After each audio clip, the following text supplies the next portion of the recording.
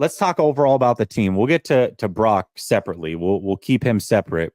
But as far as the team overall, are you concerned or are you confident, and why? I'm not concerned at all. Honestly, this is still the best to me.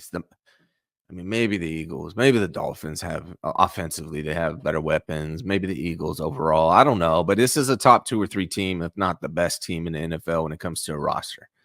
Now, I'm a little concerned with some of the injuries that came up. Hopefully, Trent's fine. Hopefully, Debo's fine. Still haven't heard from this mysterious MRI on CMC, by the way. That does concern me. But overall, no, I'm not really concerned about the 49ers. They're going to make the playoffs. And what really matters in the NFL is, A, you got to make the playoffs, and B, you got to be hot when you make the playoffs. The 49ers are going to make the playoffs. That would be catastrophic if they didn't, right? I don't see a way that happens. No. So the 49ers are going to make the playoffs, and it's just a matter of getting hot at the right time. And you don't want to peak too early. And so this humbleness, week 6, it might be a good thing. But am I concerned? No, I'm definitely confident in the 49ers. I think they go and bounce back hard against Minnesota. Yeah, I agree. I think Minnesota is kind of what the doctor ordered. Like, you talk about a slump buster, that's the Minnesota Vikings. Their defense is awful defense. And they're used to the only reason they've been competitive this year really is they're getting in these shootouts, and they had an offense that could certainly put up points. Well, now Jefferson's not playing. So they're not going to, the way that they were used to playing these teams, they can't do anymore. They're not a great running team. So it's not like the time of possession is a thing of concern. Their defense isn't stopping much of anything. And I think, to me, there's a big difference in what happened on Sunday versus what could happen on Monday. So let's assume that CMC's not playing, and that will be a topic later. But there's a big difference in losing a player that was a part of the game plan mid-game and knowing they're not going to play and game planning around them. Like, those are very different things. Now, that doesn't mean that Kyle Shanahan shouldn't adjust his game plan. Like, he's a head coach. These things happen. He should be ready.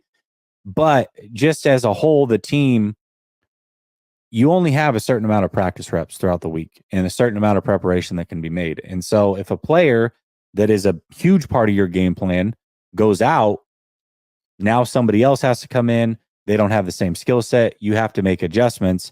That is much harder to do than knowing you're going to be without this player and game planning without them. So I'm not necessarily concerned. I'm certainly not concerned about this week against Minnesota. They better beat the Vikings. I don't care if Debo and CMC aren't playing, or CMC and Trent Williams are. I don't care. They better beat the Vikings, and they better be able to put up points, because this defense is atrocious.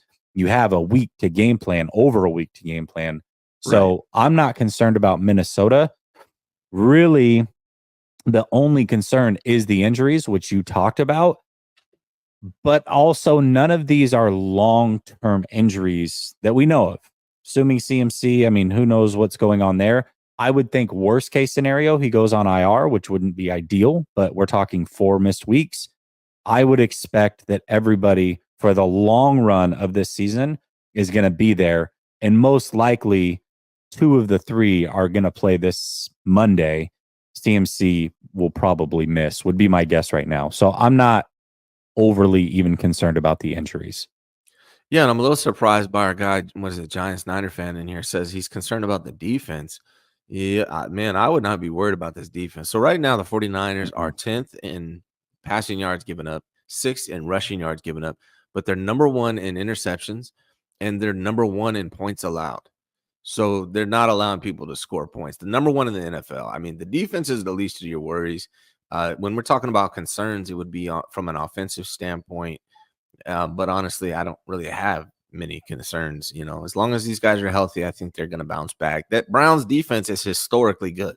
They've allowed the 3rd fewest yards since 1970. The 3rd fewest yards since 1970 that Browns defense has allowed. They've only given up 125 through the air to quarterbacks all season. Like Burrow had 82 yards.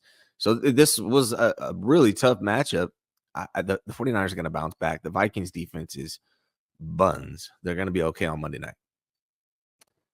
Yeah, and Jim Everett says the Browns gave the blueprint, and the blueprint is fine, but you have to have the horses to get it done. Like, there's not many teams that can go man across the board with 3 corners that can play on most receivers in the league and hold their own, along with a very, very good pass rush that can get home with 4 players. Like, there's not that team might just be the Browns.